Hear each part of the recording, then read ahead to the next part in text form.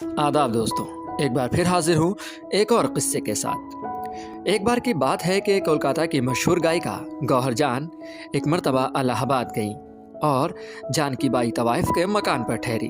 जब गौहर जान रुखसत होने लगीं तो अपनी मेज़बान से कहा कि मेरा दिल खान बहादुर सैयद अकबर इलाहाबादी से मिलने को बहुत चाहता है।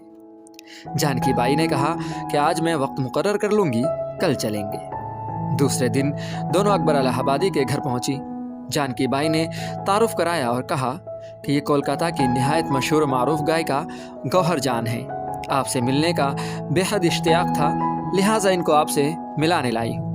अकबर ने कहा, ज़हे नसीब, वरना मैं न नबी हूँ और न इमाम, न गौस, न कुतुब और न ही कोई वली जो काबिल ज़ियारत ख्याल किया जाऊँ। पहले जज था, अब रिटायर होकर सिर्फ अकबर रह गया हूँ।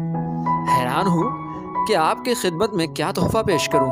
खैर, एक शेर बतौर यादगार लिखा देता हूँ। शेर एक कागज़ पर लिखा और गौहर जान के हवाले कर दिया। खुश नसीब, आज भला कौन है गौहर के सिवा। खुश नसीब, आज भला कौन है गौहर के सिवा। सब कुछ अल्लाह ने दे रखा है शौहर के सिवा।